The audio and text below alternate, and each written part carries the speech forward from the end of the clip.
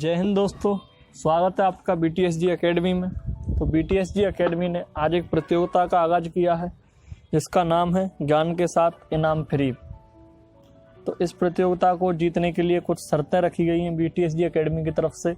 तो पहली शर्त ये है कि जो भी इस वीडियो पे सबसे पहले कमेंट करेगा, लगातार 7 दिन तक 2 क्वेश्चनों के सही आंसर देगा, उसको BTSG एकेडमी की तरफ से 7वें दिन इनाम दिया जाएगा। और वीडियो कौन सी आएगी? BTSG एकेडमी की तरफ से डेली सुबह 6 बजे करंट अफेयर्स की वीडियो अपलोड की जाती है। उसमें 2 क्वेश्चन पूछे जाएंगे, उनके सही आंसर देने लगातार 7 दिन तक सही इनाम देने वालों को BTSG की तरफ से इनाम दिया जाएगा।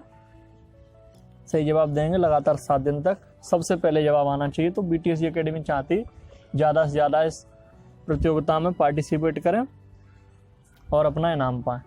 तो चलिए देखते हैं आज की वीडियो हम किस किस पॉइंट पर चर्चा करेंगे। तो आज की वीडियो की चर्चा का आधार है MPPSC 2020 की मास्टर स्ट्रेटजी। तो इस स्ट्रेटजी में क्या क्या करेंगे? अगर इस स्ट्रेटजी को फॉलो करोगे तो आपका सिलेक्शन 100% पक्का है। पहले तो हम स्ट्रेटजी के बारे में बात करेंगे, फिर ऐसा क्या है जिससे आपका 100% सिलेक्शन पक्का होगा, इस पॉइंट के बारे में बात करेंगे। फिर दूसरा पॉइंट ये होगा कि क्या MPPSC का जो अभी 2020 का रिजल्ट आया कि उसमें फेरबदल होने वाला है क्या, उसके बारे में बात करेंगे। और तीसरा और आखिरी पॉइंट होगा कितना होगा मेंस का कट ऑफ। तो इन सारे पॉइंटों पर हम बात करेंगे।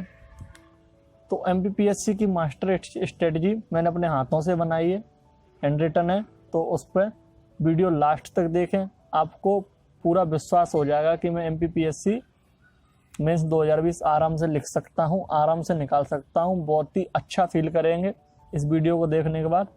तो जो भी 10-15 मिनट की वीडियो हुई है तो कृपया करके पूरी देखें, बहुत ही महत्वपूर्ण वीडियो है, आपके लिए बहुत फ़ायदेमंद साबित होगी, क्योंकि मेंस 2-3 महीने में आने वाला है, कभी भी आ सकता है। तो जिन स्टूडेंटों के अच्छे नंबर हैं, 70+ नंबर हैं, तो वो इस वीडियो को पूरा देखें। तो चलिए इस वीडियो की शुरुआत करते हैं। अब इस वीडियो की शुरुआत में है स्ट्रेटजी ऑफ MPPSC मेंस 2020। क्या स्ट्रेटजी फॉलो करें? तो स्ट्रेटजी में सबसे पहले पॉइंट आता है सिलेबस का। सिलेबस हर परीक्षा के लिए बहुत इंपॉर्टेंट होता है, वैसे ही MPPSC के लिए सिलेबस बहुत ज़्यादा इंपॉर्टेंट है। तो सिलेबस को पढ़ना ना भूलें और सिलेबस ऐसी जगह पर लगा के रखें जहां आप डेली बैठ के पढ़ते हों, तो इससे सिलेबस आपके आंखों के सामने रहे। और सबसे बड़ी फ़ायदे की बात तो ये है, अगर आपको सिलेबस पूरा याद है तो आपका 50% काम तो वैसे ही हो गया परीक्षा का। तो ये सबसे बड़ी फ़ायदा है। अब हम दूसरे पॉइंट पे बात करते हैं। दूसरे पॉइंट पे क्या है? प्रीवियस ईयर के पेपर बहुत महत्वपूर्ण हैं।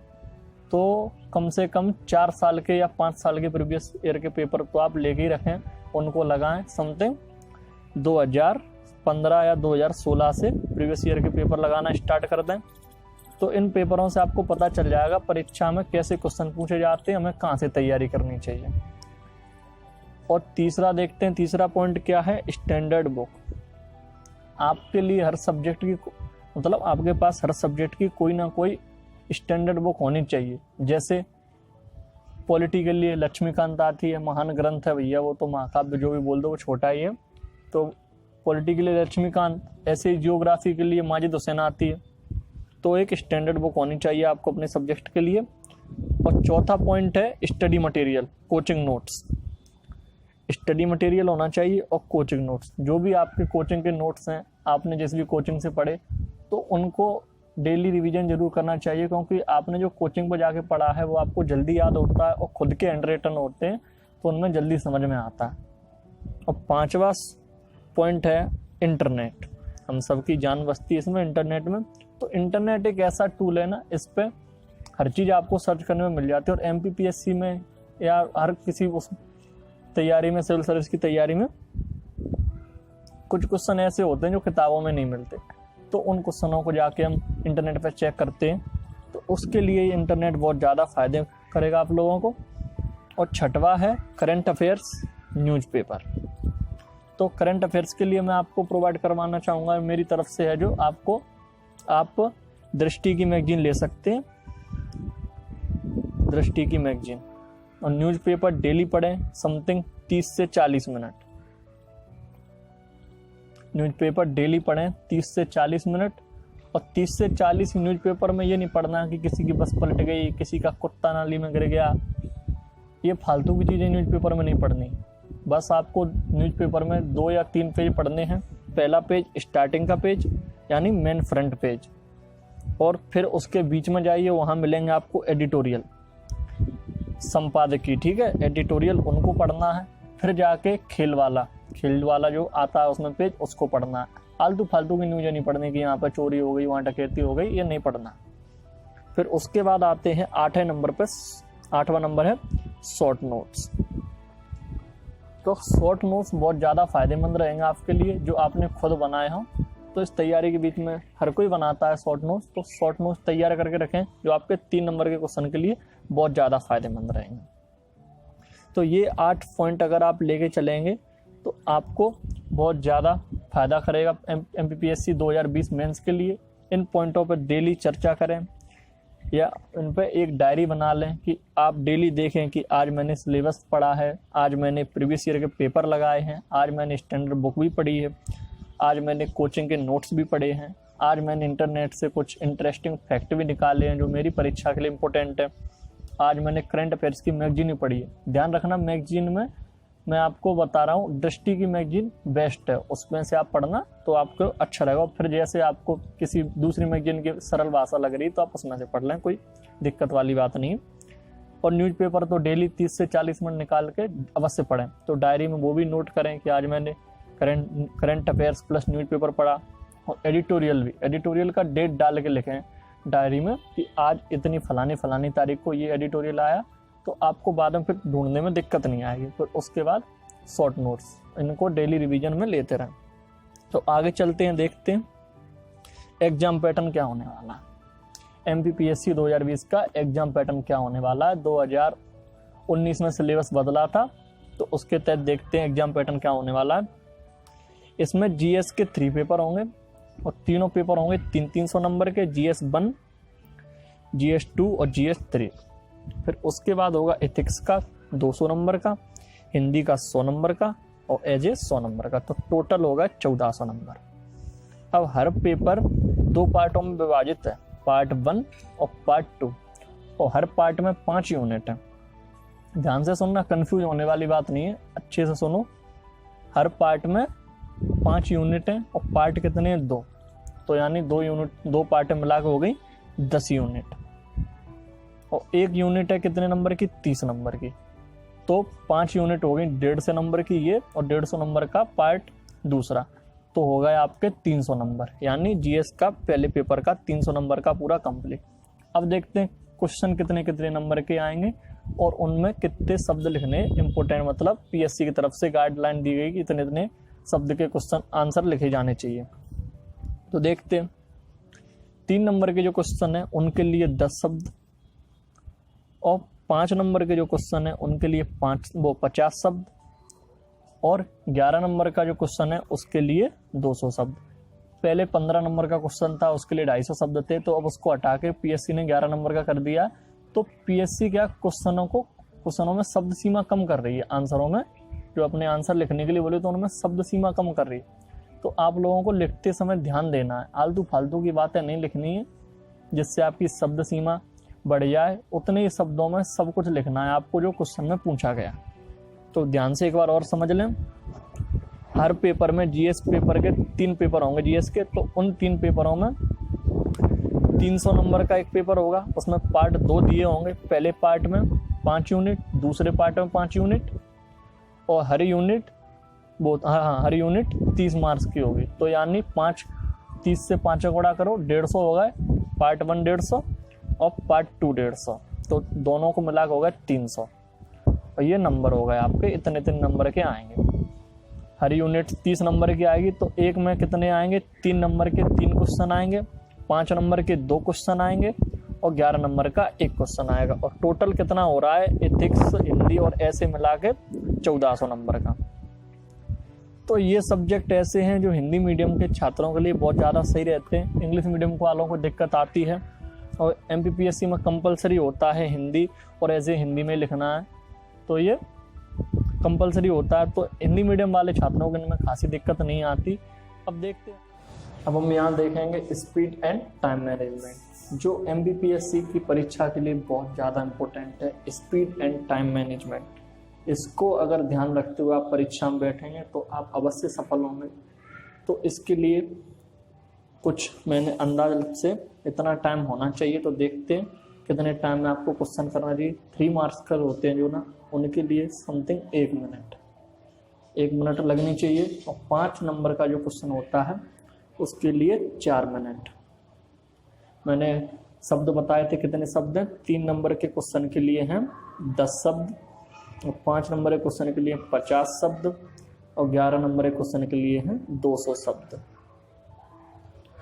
तो और 11 नंबर के क्वेश्चन के लिए समथिंग 10 मिनट लगनी चाहिए, 10 मिनट से ज़्यादा नहीं लगनी चाहिए। अगर इन क्वेश्चनों में आप ज़्यादा टाइम लेंगे तो आपका पेपर ख़राब हो सकता है, पूरा पेपर अटेम्प्ट नहीं कर पाएंगे।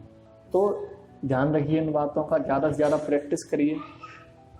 अब आगे देखते हैं लास्ट ईयर का कट ऑफ। जैसे मैंने आपको वीडियो में बताया था कि कट ऑफ भी देखेंगे क्या होने वाला है। तो लास्ट ईयर का जो कट ऑफ फाइनल सिलेक्शन, पूरा टोटल इंटरव्यू देखने के बाद, तो इसमें देखना आप, जनरल वालों का गया है 888 मेल, 886 फीमेल, और OBC वालों का गया है मेल 895, फीमेल 881, SC वालों का मेल गया है 851, फीमेल गया है 854, और ST वालों का गया है मेल 779 779 और फीमेल 774। अब आप लोग सोच रहे होंगे मैंने 890 टारगेट लेके काय को चला।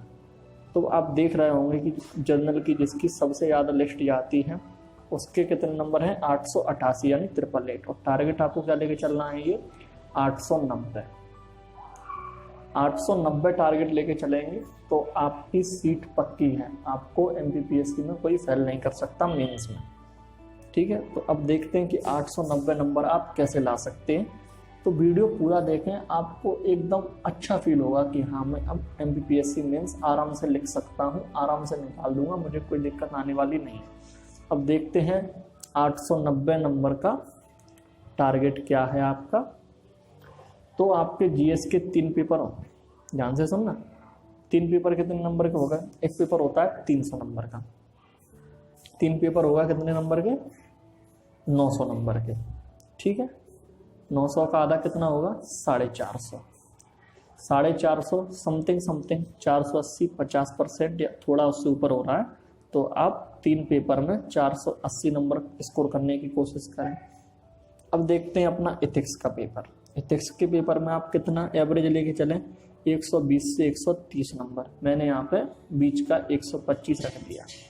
अब आप हिंदी के पेपर में, हिंदी का पेपर जो सबके लिए हिंदी मीडियम के वाले तो उसमें बहुत अच्छे नंबर ला देते हैं, तो इसका 130 से 140 के बीच में रखा है। तो इसमें मैंने 135 लेकर रखा है कि 135 आपके आ रहा है। और फिर ऐसे में आपका 50 रखा है, तो 50 नंबर एवरेज मार्क है। 100 नंबर कैसे होता है? तो 50 नंबर कुछ भी नहीं कर रखा हो तो 50 नंबर तो आपको दे ही देंगे। तो ये 50 नंबर यहाँ पर रखिए। अब आप ऐड करो इनको, 480 तीनों GS के मिला के, और तीनों पेपर इनके इथिक्स, हिंदी और ऐसे के मिला के हो रहा है कितने? Total 790 number. मैंने कितना करवाया था? 480। अब मैंने आपको टोटल बताया कितना? 480 ये थे, 480 और इन तीनों के मिला के टोटल हो रहा है कितना? 790। अब आप सोच रहे हैं आपने तो 890 का टारगेट दिया, तो भैया आप तो 790 बता रहे हैं, 100 नंबर कहाँ से आएंगे? तो 100 नंबर आपके इंटरव्यू भी होता है इसमें। तो 100 नंबर इंटरव्यू में 100 नंबर आराम से मिल जाते हैं। एवरेज मार्किंग इंटरव्यू की 80 नंबर है, तो आप देख लो एवरेज मार्क अगर आपको मिलेंगे तो 80 नंबर मिलने वाले हैं आपको। तो 100 नंबर आपको समझ जाओ आराम से मिल जाए, आपको कोई दिक्कत नहीं आने वाली। तो सबसे बड़ी बात यही है कि आपको कुछ कठिन होने वाली बात नहीं है। GS के तीनों पेपरों में समथिंग 50% लेके चलना है, और इथिक्स के पेपरों में 120 से 130 यानी 125 नंबर का आपको लेके चलना है, और हिंदी के पेपर में आपको 135 और ऐसे में समथिंग 50 नंबर। तो इन 6 पेपरों का मिला के हो रहा है 790 नंबर, फिर 100 नंबर इंटरव्यू के, तो टोटल मिला के हो गए 890 नंबर। तो आपको इतने नंबर पे एक अच्छी पोस्ट मिली जाएगी, गारंटी की बात है। तो आगे देखते हैं अपन जैकपॉट टिप्स, यानी BTSG एकेडमी की तरफ से स्पेशल टिप्स हैं, क्या क्या करना चाहिए आपको। तो सबसे बड़ा जो स्तंभ है MPPSC का मेंस कंप्लीट करने का टेस्ट सीरीज। तो कम से कम 2 टेस्ट सीरीज तो ज्वाइन ही करें आप। तो टेस्ट सीरीज ज्वाइन करने का फ़ायदा क्या है कि वहाँ पर कोचिंग पे आपको अलग अलग तरह के क्वेश्चन देखने को मिलते हैं। आपके आंसर चेक करने के लिए टीचर्स होते हैं, तो वो टीचर्स आपके आंसर अच्छे से चेक करते हैं। तो उनमें टेस्ट सीरीज ज्वाइन करें और डेली देने जाएं, जब भी टेस्ट सीरीज का टाइम हो देने जाएं, और वहाँ पे देखें कौन टॉप कर रहा है, तो उसको पीछे छोड़ने की कोशिश करें कि आप टॉप करें। तो अच्छा लिखें, अपने दोस्तों को भी चेक कराएं, लिखने के बाद टीचर पे भी चेक कराएं। तो समथिंग डेली 3 से 4 घंटे तो लिखें ही, 3 से 4 घंटे नॉर्मल लिखें। और उसके बाद दूसरा है रिवीजन तो हमेशा करते रहें। जब भी कोई चीज़ पढ़ें तो उसका 1 या 2 दिन बाद, या सुबह पढ़ें शाम को रिवीजन, या शाम को पढ़ें तो दूसरे दिन सुबह रिवीजन। तो ऐसे रिवीजन करते रहेंगे तो वो चीज़ आप कभी नहीं भूलेंगे, आपको वो चीज़ आगे चल के हमेशा याद रहेगी। और तीसरा नंबर है आंसर राइटिंग प्रैक्टिस डेली, वही मैंने अभी बताया आपको। आंसर राइटिंग की आप डेली प्रैक्टिस करोगे तो आपको परीक्षा हॉल में बैठने में कोई दिक्कत नहीं आएगी। नहीं, वहाँ पर क्वेश्चन क्या ना, ऐसे ऐसे क्वेश्चन आते कि आपको वहाँ पर सोचना पड़ेगा किस क्वेश्चन का क्या लिखें, और इतना टाइम नहीं होता कि आप सोचें और फिर उसके बाद लिखें। तो आंसर राइटिंग की प्रैक्टिस करने के बाद आपका सोचने का बेस सही हो जाता है। तो आप क्वेश्चन देखोगे 2-3 जगह से इकट्ठा करने के बाद आंसर लिखा जाता है, वहाँ से मिला के तब आंसर लिखा जाता है। तो वहाँ पे आपको ये वाली प्रॉब्लम नहीं आएगी। तो आंसर राइटिंग की प्रैक्टिस डेली करें 3 से 4 घंटे, और अपनी गलतियों को देखें, स्पॉटिंग एरर जो भी गलतियां हो रही हैं, या लिखने में गलतियां, मात्रा की गलतियां, तो उन पे ध्यान दें। तो इन चीज़ों पर आप ध्यान दे के चलेंगे तो आपकी MPPSC मेंस 2020 को क्लियर होने से कोई नहीं रोक सकता। और सबसे बड़ी बात है कि तैयारी, कठिन परिश्रम करने से कोई भी चीज़ नहीं छूटती। तो MPPSC मेंस देख लिया आपने, कितनी छोटी सी बात है, 50% नंबर लाने हैं तो आपका आराम से हो जाएगा। और लास्ट में जब आपके पास टाइम बचे तो आप जो वहाँ पे मेंस पर लिख के आए, तो उसमें अगर थोड़ा बहुत टाइम आप बचा के चलें, जिससे कि आपने जो लिखा है तो उसको सजाने का काम है। मान लो सजाना है, जैसे कि किसी एक शब्द के ऊपर आपने अंडरलाइन नहीं कर पाई, तो आप अंडरलाइन वगैरह अच्छे से करें, तो आपका लिखा हुआ अच्छा दिखना चाहिए, जिससे सामने वाला अट्रैक्ट हो और आपको अच्छे नंबर देने पे मजबूर हो जाए।